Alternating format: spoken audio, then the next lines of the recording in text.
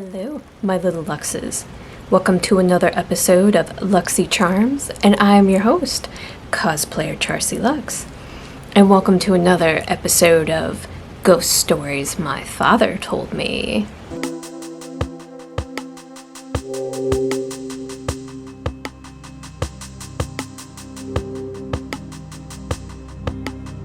Hello again, and welcome back to another Luxxxy Charms. And if you are brand new here, welcome, all freaks and weirdos and those who love the obscure and the strange, the unusual. You are all welcome to come and join the Luxxxy family. As we always say, there's always room for more. Now, I have been wanting to share different kinds of Bigfoot content all throughout the month of September. So for September, the theme was Dead Month. That kind of went in line with the movie review that I did for Dawn of the Beast. I must say Dawn of the Dead. Between Evil Dead, Dawn of the Dead, we're gonna stumble over our words here every single time. But it was a very hectic month. So I'm kind of combining the two together, and it kind of works out because for the month of October, for the Halloween theme and that, we are doing the theme of Monster Mash. So Bigfoot, really in his own right, or her own right, we don't judge here, but that Bigfoot is a monster in itself, and one of the movie reviews I had wanted to touch on was monstrous, so it just kind of links up perfectly fine together. But for today's Ghost Stories My Father Told Me, I'm going to be sharing a Bigfoot story that he used to tell me and my brother way back in the day. So please, come gather around the campfire with me as I tell the story of There's Something Looming in the Forest.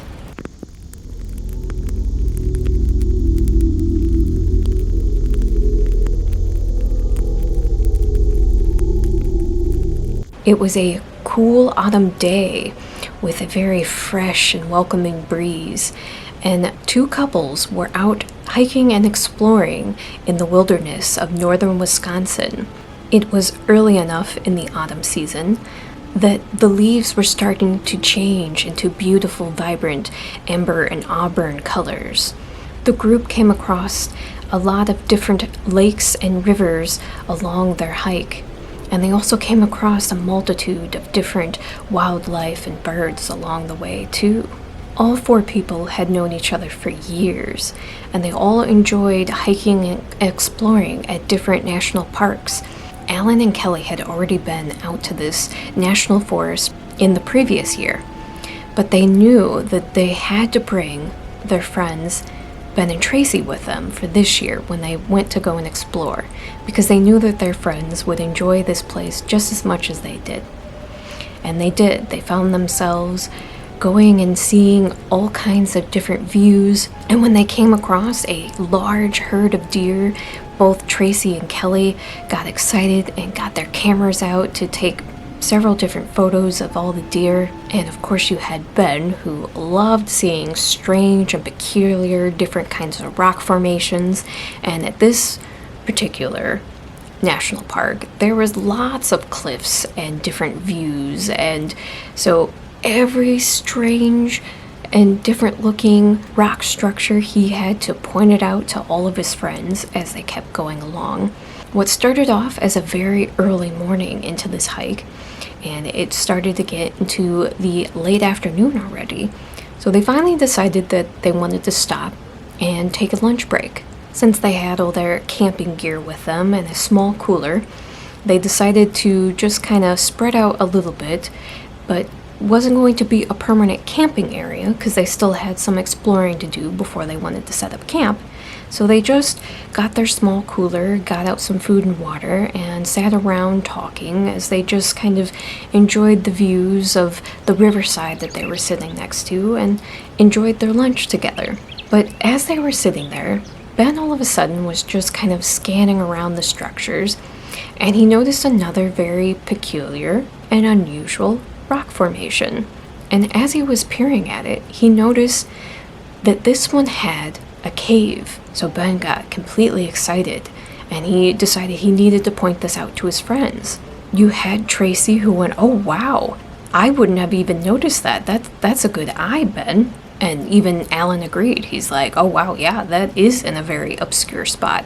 I totally wouldn't have noticed it myself." And Ben was getting completely excited, and he's like, "Gosh, we should get a closer look at that and go and explore it." And right away, Kelly's like, "I don't know if I'm really comfortable with that." She's like, "I really don't want to have anything to do with this cave." And her boyfriend Alan starts giving her a hard time and starts teasing her, and he's like, "Oh, come on. That's exactly why we're out here, Kelly. We are out here to explore and to see new things and adventures." And Kelly's like, "Yeah, I know we're out here to hike and explore and have an adventure," but she's like, "We never said anything about exploring caves." Tracy was even telling her, she's like, "Well, you don't have to do anything that you don't want to do. If you don't want to go into the cave, you do not have to." But Ben and Alan were both very excited, both really wanted to go inside this cave and they wanted to explore it. They were already making plans to go in and get a closer look at this cave that they had found, and Kelly, even though she had no interest in it whatsoever, everybody just kind of like brushed it off like it's not a big deal. So they packed up their food and their belongings and they headed out to go and see this cave up close and personal. And once they were there, Ben and Alan and Tracy were all three ready that they did want to go in and explore this cave. When they got to the cave, both Ben and Tracy took flashlights out of their backpacks and shined it into the cave. And this cave just seemed like it went on, and it just had stony tunnel that just disappeared through the light of the flashlights. It just kept going. And Kelly right away said, "Oh, I certainly definitely do not want to go in there." So Tracy was like, "Are you going to be okay out here by yourself?" And Alan, answering for his girlfriend, is like, "Oh yeah, she'll be fine." But Kelly also was in agreement with him, and she's like, "Oh yeah, I will be much better outside by myself than going into that cave." She's like, "I do not like enclosed areas. I do not like being in dark areas." She goes, "I have no interest in doing this." But she's like, "I don't want to stop you guys from going and exploring." And Ben reassured her. He's like, "I'm not planning on being long. This should just be a quick going in and just checking it out. I just really want to see what's in this cave." And Kelly started giving him a hard time, saying, "Well, it better not be a long time, considering it's about the time that we should be finding a spot and setting up for camp." And Alan teases his girlfriend and says, "Well, we could just set up camp right here." That just got a response out of his girlfriend where she just rolled eyes at him. Tracy asked her friend Kelly one more time, "Are you sure you're going to be okay out here by yourself?" Kelly nodded her head, and Tracy gave her friend a good squeeze on her shoulder and nodded her head. And Ben and Alan were already heading into the cave. You could tell they were super excited to start exploring and start seeing what was in this very peculiar and unusual dark cave. And Tracy took off after the men in the cave. As Kelly watched the three disappear into the darkness of the cave until she could not see the light of their flashlights anymore, she decided to occupy herself by taking out her camera and just taking different pictures around the mouth of the cave or the forest around it. And she was finding different birds that she was zooming in on, and she was looking at them.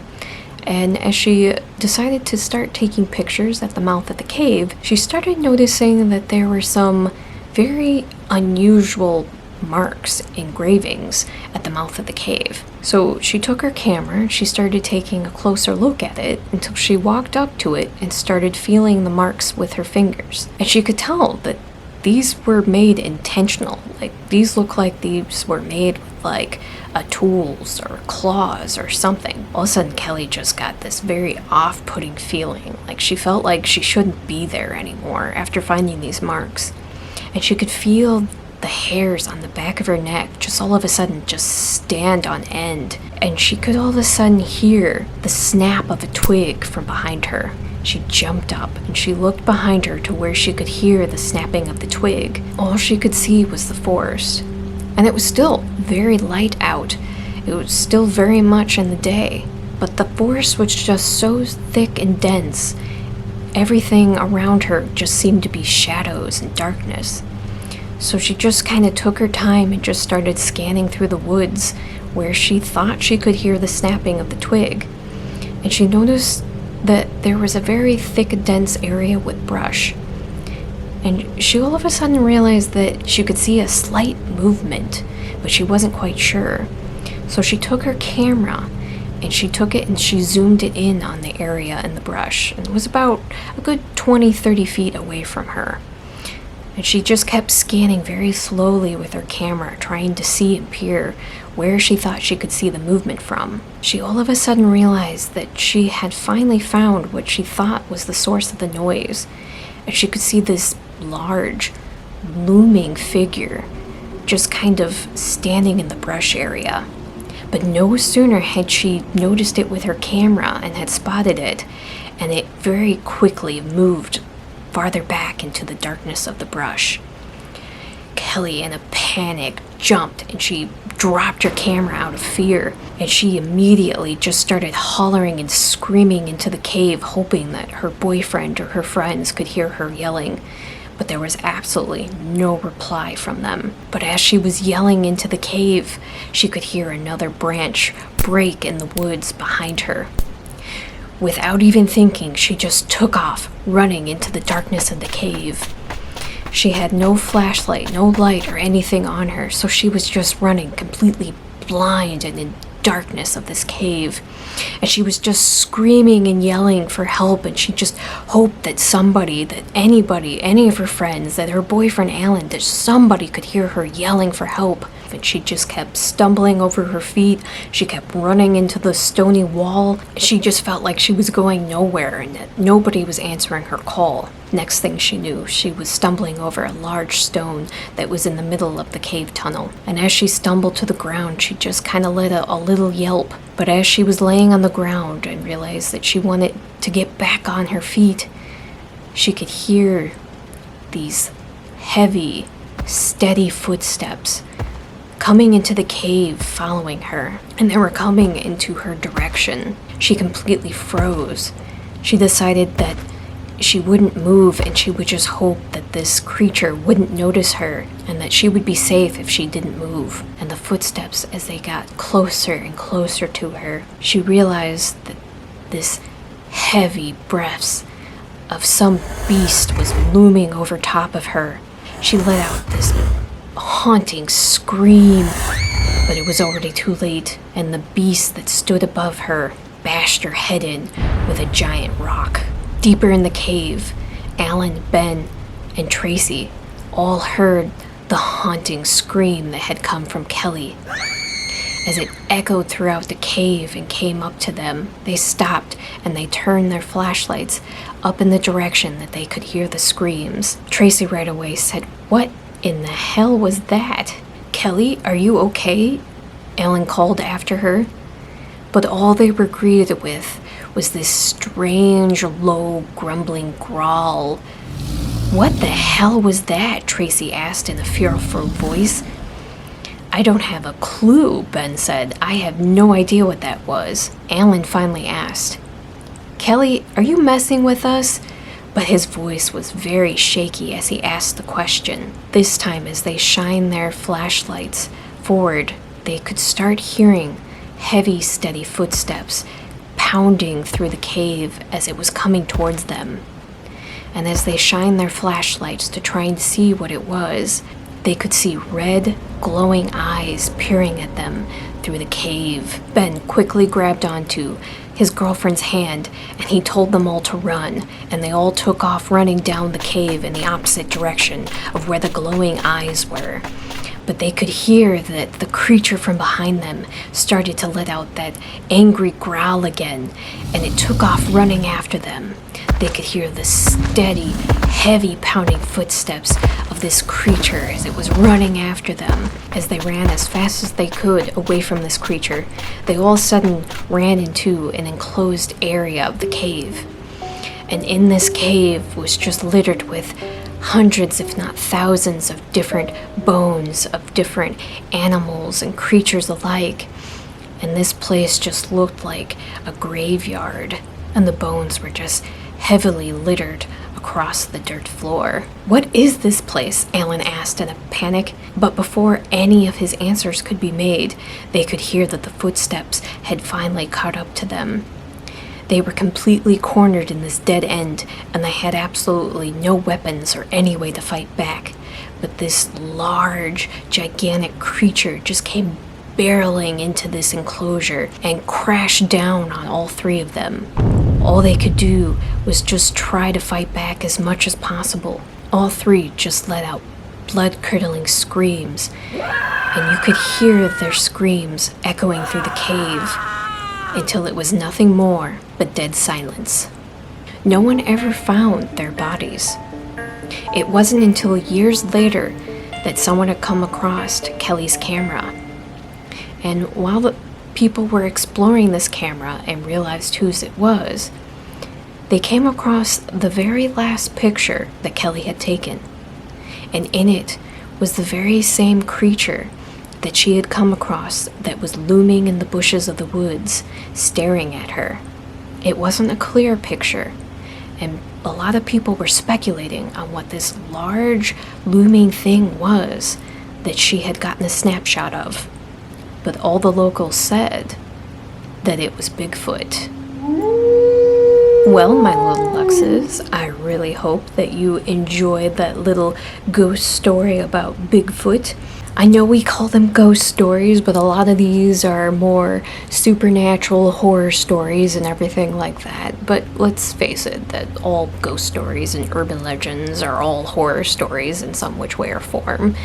But yeah, that was one that I used to enjoy for years and used to make me very afraid of caves and everything like that. I mean, caves are kind of creepy in their own way anyhow, because I mean, it's a dark, very cramped space, especially if you are claustrophobic in any way or form, that caves can just be creepy in themselves. But yeah, I really hope that you enjoyed that story, and let me know what Bigfoot stories you have or what may be around your area, because I mean, in the area that I live, there's a lot of Bigfoot sightings from different people, and obviously, we like to say that while it's the time period of dead month and it's hunting season, you better be careful while you're out there, because you might not be the only one that's out hunting. You might be the one that's getting hunted. But thank you so much for joining me here on another Ghost Stories My Father Told Me. If you would like to follow me on my other social medias, please follow me on my Twitter or Blue Sky for Charcy Lux with 3 X's, or on my Instagram or Threads for Charcy87. And remember, I'm the afterlife of the party, and I would love for you to come join me in the afterlife of the party, especially as we are getting closer and closer to Halloween. And please always remember to slay, subscribe, like, and always be yourself. Because in the end, we are all that we have, my little Luxes. Until next time, I hope you have a Luxxxy Charms kind of day. Bye!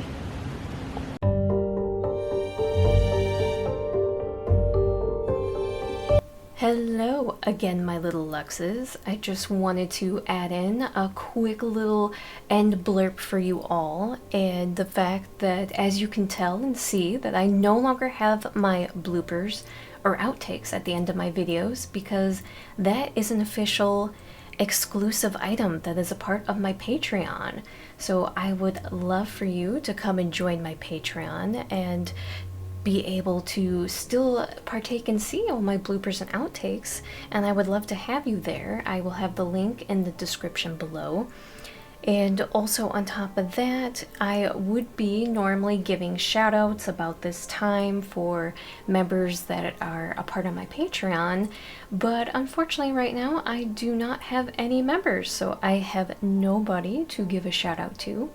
But yeah, I just wanted to add and just say that anyone that comes and helps to support my Patreon, you are directly helping to support me, and that I would love to try and continue to push my dreams to become a full-time well, just full-time cosplayer and storyteller, and without your help, I can't do that. So I would love for you to come and join my Patreon with me. So thank you so much.